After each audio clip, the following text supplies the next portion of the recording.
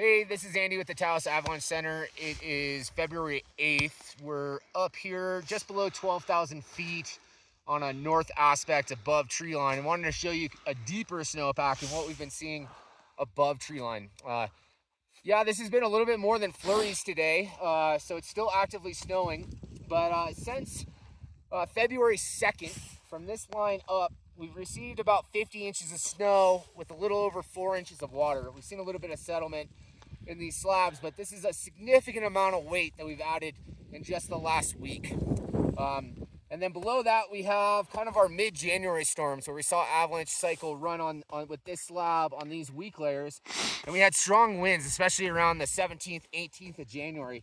So this is a pretty firm, hard slab. And then below that, we have that January drought layer, early January drought layer. And below that, we have this kind of weak, sugary, faceted depth hoar.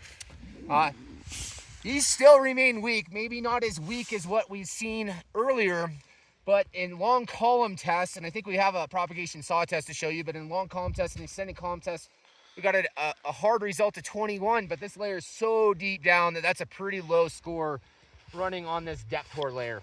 The PST was a very small result in a long column test, and so we're worried about wind slabs.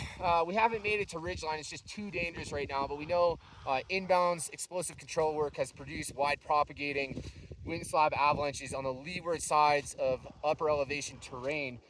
And with these next storms starting tonight, we'll see a brief lull on Friday with then another storm coming in Saturday afternoon through Sunday morning, where we're going to see potentially over an inch more of water above this.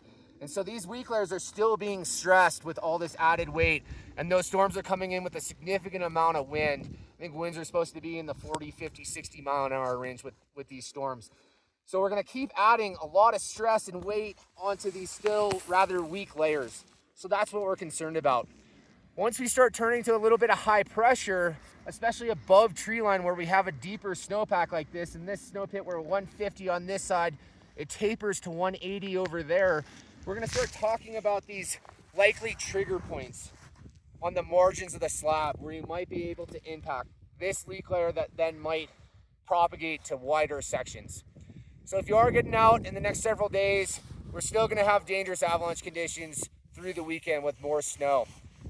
If you are, though, please submit observations. They're only helpful, and stay safe. It's really good powder skiing, wind sheltered areas below tree line.